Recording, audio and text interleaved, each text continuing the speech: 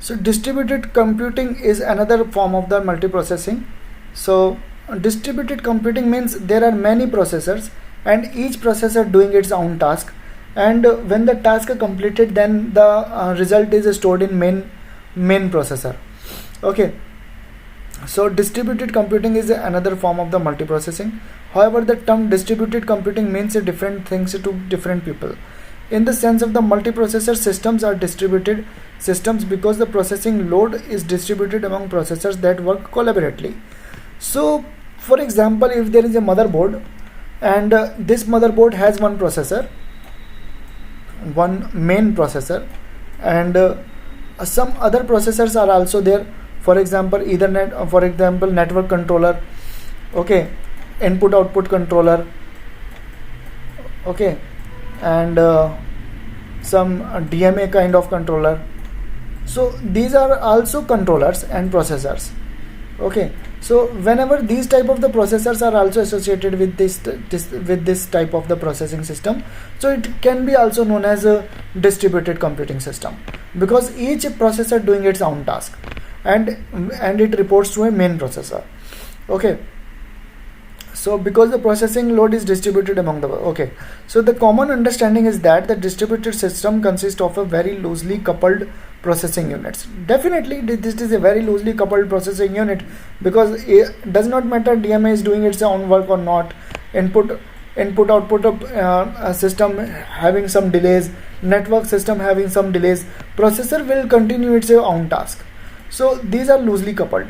So even DMA does not know that what input output is doing, input output does not know that what is network and processor is doing. So each and every processor has its own task, and they are very loosely coupled. They may provide data, they may provide their status to another processors, but they are not liable to share the data. So they are loosely coupled. Recently now have been used in as a distributed system to solve large intractable problems. For general use computing, the detail of the network and the nature of the multi-platform computing should be transparent to the users to the systems. Remote procedure calls enables this transparency.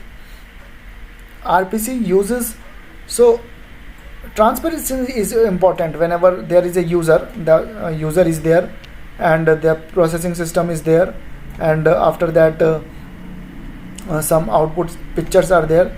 So user must have some transparency kind of thing, that what is a processor is going to be executed and how this is executing.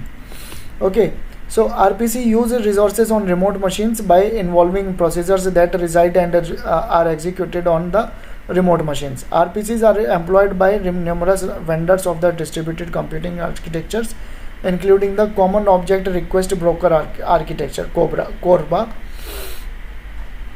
and Java's Remote Method Innovation (RMI). So these are two popular RPCs which are in market. Cloud computing is also a distributed computing system, and it is extremely used now these days, and it provides services over the internet through a collection of loosely coupled systems. Okay.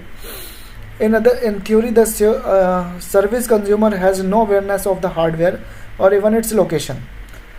Suppose you hire a cloud computing system, so you don't know that where the actually hardware is going to be held. Virtually you know that you have octa-core computer, or virtually you know that 16 GB of RAM you are using, and that much amount of the hard disk drive of you are using, but you don't know that where it is basically. So there is a difference between the on-site working and the virtual working. So it seems that your computer is very fast and it has a octa-core computer, and you are able to do everything whatever you want to do in a computing system, but actually it is not with you. It is at a server room, it is at a cloud computing room, and where many kind of the processors have been installed. So in theory, the service consumer has no awareness of the hardware or even its location. Your service and data may be located on the same physical system as that of your business competitors. So the hardware might even be located in another country, and security concerns are major inhibiting factors for the cloud computing. For example, if I just break through your computing network, and if I found some loophole in your computing network, then only I can get each and every data whatever you have stored in your computing machine in the cloud. Okay, so the security is major concern over here. Some people argue that real breakthroughs in the computational power, breakthroughs that are that will enable to solve today's intractable problems, will occur only by abandoning the von Neumann models. Okay, so that is a problem basically, that some people are unable to say that without von Neumann architecture is distributed computing is possible or not. So this is always a argumentable point.